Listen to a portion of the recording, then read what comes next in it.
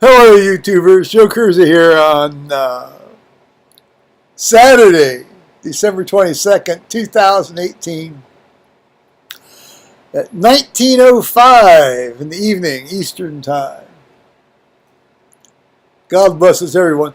This is a little Chardonnay with some lime juice in it, all diluted up to my standard, 4 or 5 ounces, and then diluted up to 20. It's kind of like a shandy, I guess. I have lime juice in it. Well, I mentioned that. Kind of a limonade.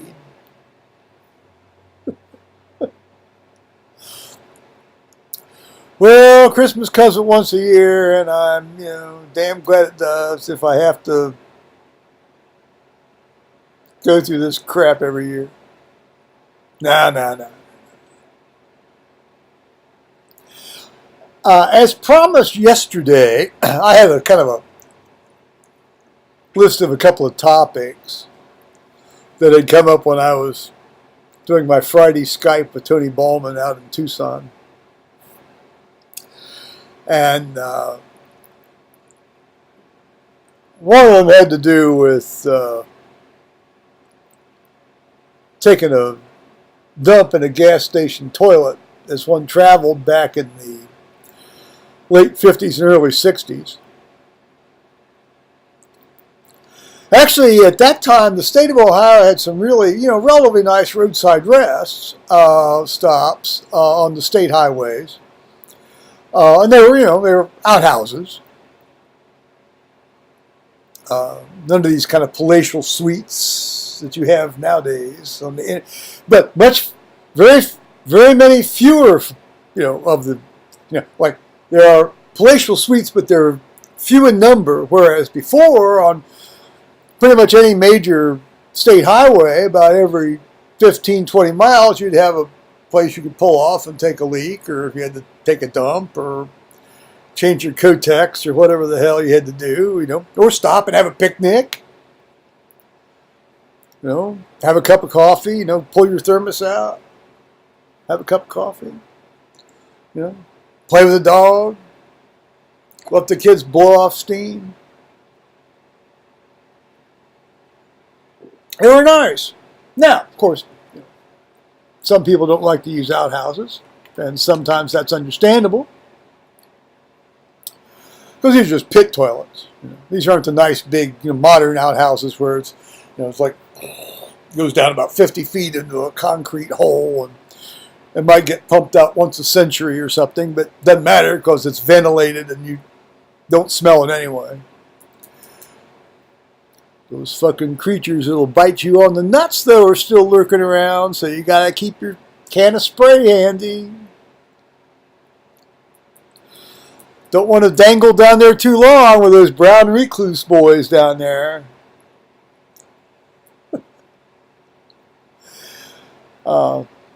I never had a problem with a lot of that stuff. I mean, it's like, you gotta go, you gotta go. Better than doing it in your pants.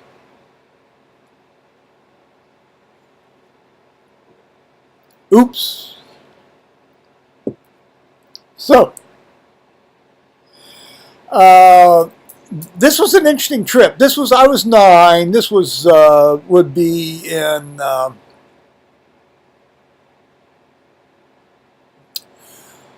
this was in early June of 1961,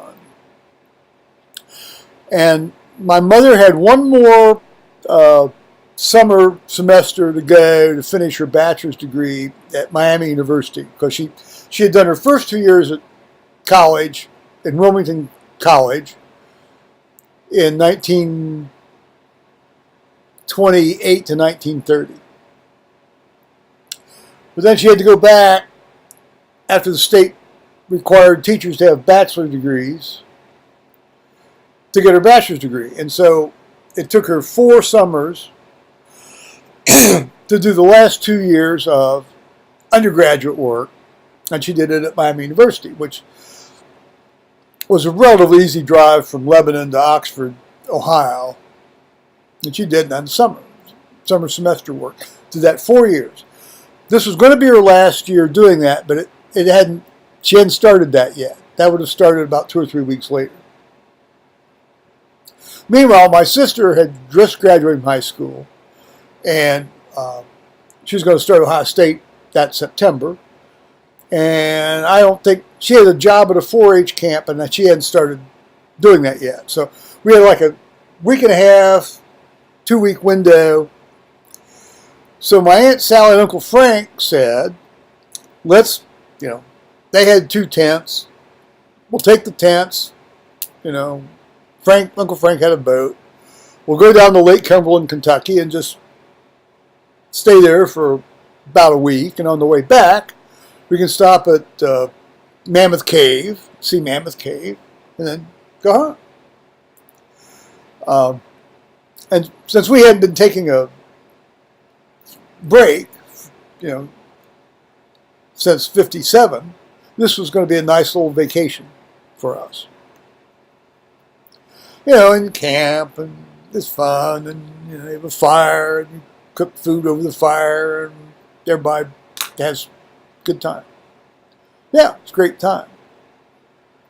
So on the way down, we got into Kentucky. That's the first time I'd been across the Ohio River. Boy, did I get an eye full.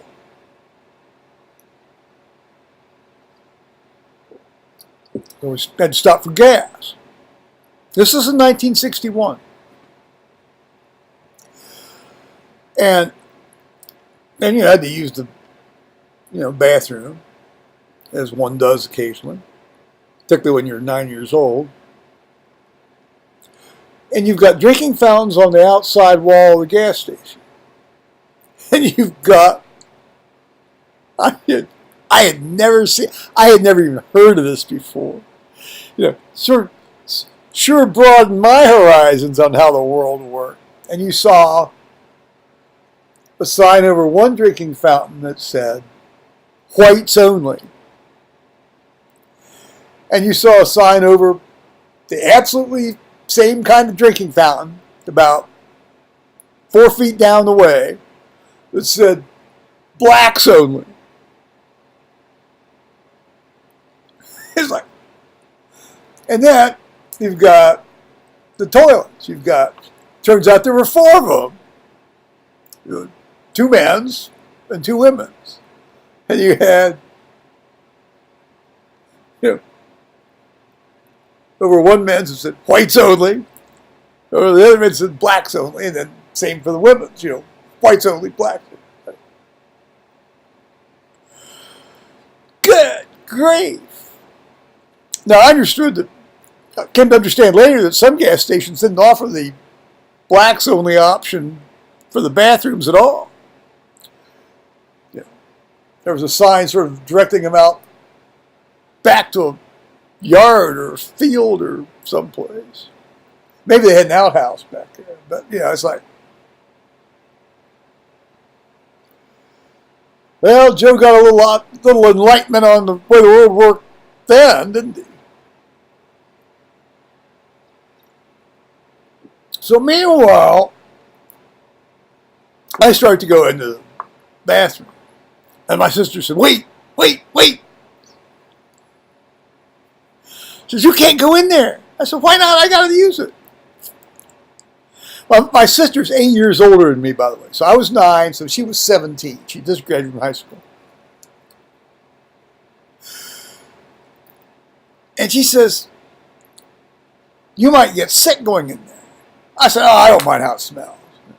No. You might get sick. Well, it turned out, it emerged from the ensuing colloquy that she proceeded to tell me about venereal diseases. Well, I had never heard about venereal disease. That's not quite true. I had heard about venereal diseases because I had read about them in my uncle's medical school textbooks. My uncle, my dad's brother, flunked out of 7 different medical schools. And lucky me, and I mean that very seriously, lucky me, I fell heir to his medical school textbooks. I still have them to this day. I have a 1894 edition of William Osler's Practice of Medicine. And so yes, I had heard about venereal diseases.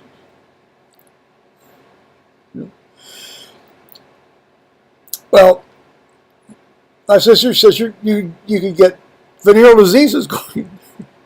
I said, how? I certainly wasn't planning to have any sex in there with anybody at that time. I'm still not a fan of having sex in public toilets anyway.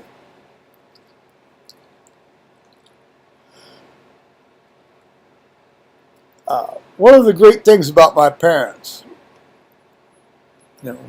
was and is, that they let me read anything I got my hands on. Nothing was censored. You get hold of it, you read it. You have questions, we'll explain it. Never censored a thing. So I had a fair, plus, you grew up on a farm, you have an idea of how sex works. So anyway. But I was interested in how you could go into a can and use the can and get a venereal disease from it. And so my sister says, you've got to make a nest. You have to go in, you have to cover the seat and everything. You can't touch anything. She was serious about this. She had a whole system. And in fact, she got so worked up, she insisted that she go in and show me how to do it. I thought this is... Well, I'm getting, so I really had to go, so I was willing to sort of put up with a lot of this stuff. So, she starts pulling off. Fortunately, there was a lot of toilet paper because there wasn't much left when she got done pulling it off, and rustling it around and nesting it, situating it. She says, no, don't touch anything. Don't touch anything.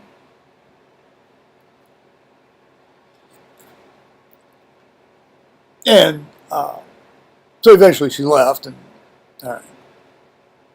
But this was my first introduction to the extreme nesting behaviors of certain people when they go into public toilets.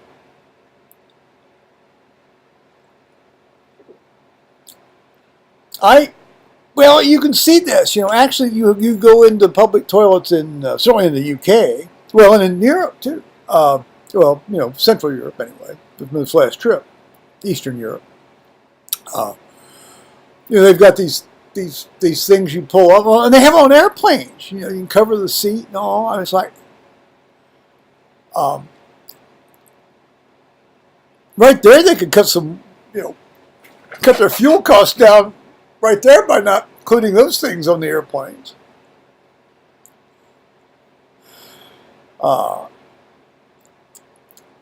But before they had these little pull-down units that you sort of like, I guess you pull them down and some guys actually use them to wipe their behinds when they run out of toilet paper. So they serve kind of a double purpose sometimes. Anyway, you can hear them. You can hear if you're in a stall and somebody comes into the stall next to you and decides to nest. They're nesting because you can hear them. They're pulling off stuff. The paper's rustling around. And then you eventually hear a brief moment of silence, and then this sort of satisfied sigh as they sink their butt down onto this little cocoon of toilet paper they've made for their behind. We had a surgeon at Grant. God bless him. I did a lot of his anesthesia.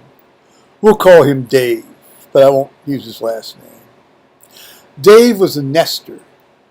He wasn't just a routine nester. I'm going to pull a few things no, he did the full, let's fluff it up.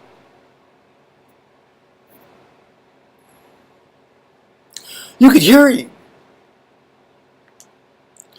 after, I never, again, I rarely ever used a can at the hospital when I was working, because, I never ever took a break during a case, so that wasn't an issue, and it just wasn't, that just wasn't how my body worked at the time. Doesn't really work that way today, but you could hear Dave go, and then, of course, Dave always had sound effects. I was satisfied. So you sort of always knew what was going on with Dave when he was nesting. It's like, and in airports when you travel now, I mean now that I've been traveling, I mean you run into the nesters, you can hear them next to you, or more accurate, more often you run into their results after they've left because they haven't bothered to clean up their nest. It's like, what do? You've got like I have 8 pounds of paper here. I now have to flush down this can, which may or may not clog up the can. I'm not going to sit down in their nest. I'll gladly sit down on a bare toilet seat. I don't want to sit down in somebody else's nest.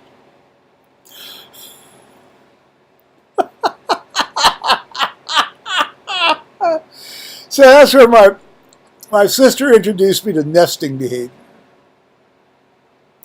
And I've completely ignored sort of like the really major point, being able to get venereal disease off a toilet seat. Well, now I am here to tell you that they're in really, really, really one-off, million to one shot doc circumstances. There is a way you can sometimes get some kinds of venereal disease. Not syphilis. Syphilis pretty much dies when it comes out and is in the air for more than about 5 or 10 seconds. But you can get, if you've got a big gonorrheal gob of pus there, or the heartbreak of chlamydia or whatever, if you rub your wazoo the right way over it, yeah, it's conceivable you can get venereal disease that way. But not as a matter of routine. It's not worth filling, 800 trees or more to make that paper to prevent that.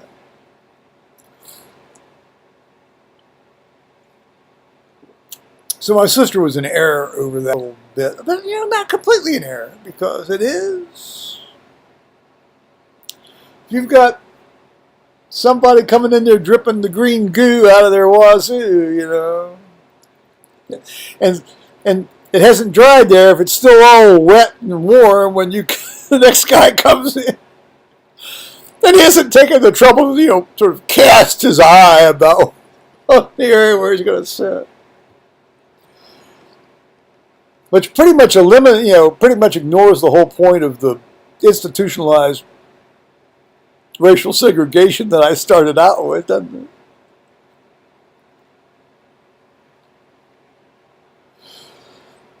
So from the ridiculous to the sublime, from the horrible to the ridiculous to the horrible.